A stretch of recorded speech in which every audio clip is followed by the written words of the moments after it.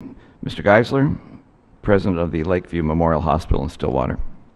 Thank you, Chairman Bishop, Ranking Member Grijalva, and members of the committee. My name is Curt Geissler, and I'm the President of Lakeview Hospital in Stillwater, and I'm here today on behalf of our hospital and 5 clinics that operate in both Minnesota and Wisconsin.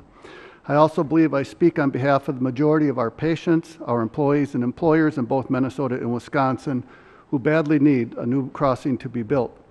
I've also served on the Greater Stillwater Area Chamber of Commerce Board of Directors for 7 years, 3 of them as a board chair. And finally, like the mayor, I'm also a board member of the Bi-State Coalition for the St. Croix River Crossing. Lakeview Hospital was founded in 1880 and has always served the medical needs of people on both sides of the river. We are the only level 3 trauma center serving the region. In addition to our Minnesota communities, our primary service area includes 30 miles into western Wisconsin. Roughly 1/3 of our patients come from Wisconsin, as do about 1/3 of our employees. In raw numbers, each year, approximately 20,000 hospital patients and 70,000 clinic patients are dependent on the River Bridge crossing. Additionally, about 350 of our doctors, nurses, and other health professionals depend on the bridge to get back and forth to work. Our ambulances must cross the bridge daily to respond to and provide care in emergency medical situations. We are the only advanced life support ambulance provider serving western Wisconsin. The current bridge causes significant delays to provide field and hospital care to patients. First of all, because the bridge operates every 30 minutes during peak summer areas, crossing delays are inevitable.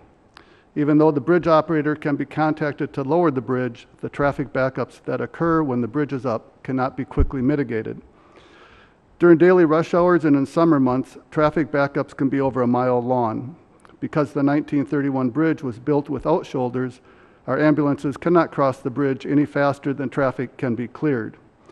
To emphasize just how narrow the bridge is, we routinely break off side view mirrors off of our ambulance and other vehicles attempting to cross the bridge. So essentially, we either have to wait our turn in line on the bridge or travel 25 miles to reach a location that is visible from Stillwater across the river.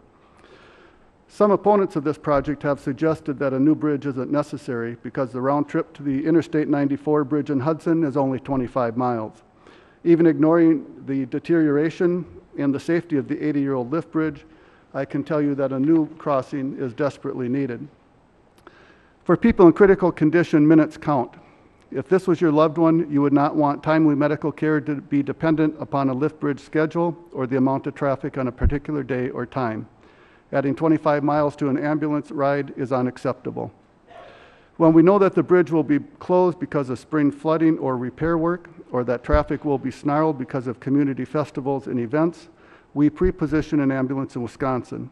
That allows us to staff only 1 ambulance to serve western Wisconsin and prevents patients from being transferred to a hospital with a higher level of care. Only lower level critical care access hospitals exist in western Wisconsin. As a member of the Greater Stillwater Chamber of Commerce, I hear a great deal about the challenges business people have in getting their Wisconsin employees to work. Bridge traffic and frequent closures cause inefficiencies and delays that increase the cost of doing business on both sides of the river and is a real impediment to job creation.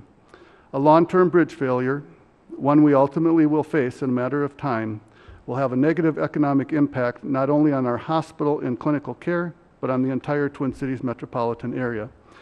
This is a critical point.